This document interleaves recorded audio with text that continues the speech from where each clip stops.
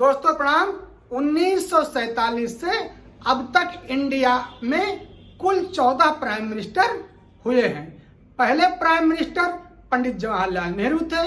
अब लगभग हर स्टेट में लोकसभा चुनाव संपन्न हो गए हैं। कुछ ही समय बाद हमें रिजल्ट पता लगने लगेगा।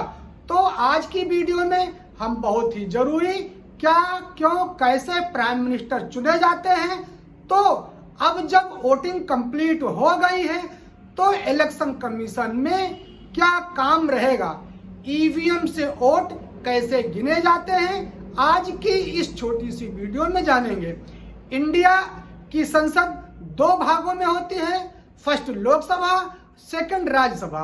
अब प्राइम मिनिस्टर का चुनाव कैसे होता है समझ लेते हैं। इंडिया की लोकसभा में बैठने वालों की सीट 543 है, जिसमें हर 5 साल बाद एमपीज चुने जाते हैं और इनका चुनाव इंडिया जनरल इलेक्शन या लोकसभा के इलेक्शन में इलेक्ट करते हैं। इस बार जो आपने वोट दिया है इसी कार्य हेतु दिया है।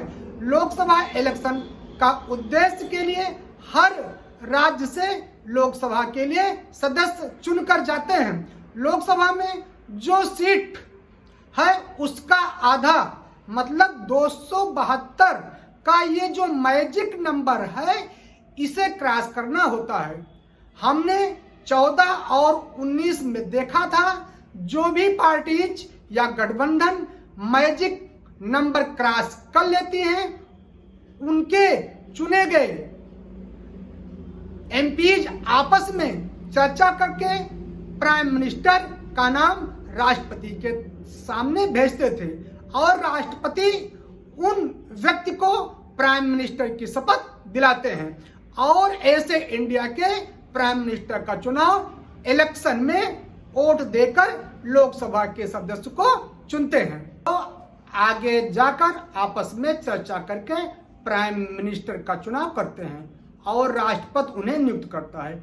इंडिया में चुनाव कराने की जिम्मेदारी चुनाव आयुक्त की होती है। इलेक्शन कमीशन ऑफ इंडिया को लाया गया 1950 में और इसकी सारी पावर आर्टिकल 324 में निहित है। सुकुमार सिंह पहले इलेक्शन कमीशन एक सिंगल बॉडी हुआ करती थी। सन 1984 में संशोधन किया गया, इसे मल्टी मेंबर्स पार्टी बनाया गया। कितने सदस्य होंगे ये राष्ट्रपति तय करते हैं। वर्तमान में 3 सदस्य हैं, एक चीफ इलेक्शन कमिश्नर और 2 असिस्टेंट इलेक्शन कमिश्नर। इनका कार्यकाल 6 वर्ष का होता है। चुनाव आयुक्त चुनाव तो करवा दिए हैं, अब आगे क्या करते हैं, वोट आपका गिनवाने की प्रक्रिया शुरू करते हैं। गिनती वाले दिन सुबह 5 बजे रैंडम काउंटिंग स्टाफ को चूज करते हैं और गिनती प्रक्रिया शुरू होती है। ईवीएम से वोट गिनना आसान प्रक्रिया है। गिनती पूरी होने के बाद ज्यादा वोट पाने वाले को विजयी घोषित करते हुए प्रमाण पत्र एमपीज का दिया जाता है।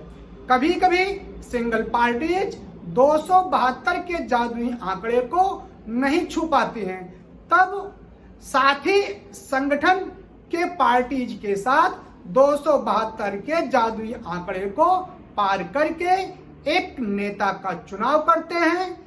उन नेता के चुनाव के नाम को राष्ट्रपति के पास भेजते हैं और राष्ट्रपति उन्हें प्राइम मिनिस्टर की शपथ दिलाते हैं। प्राइम मिनिस्टर चुनने के बाद वही प्राइम मिनिस्टर पूरे देश का कार्यभार देखते हैं।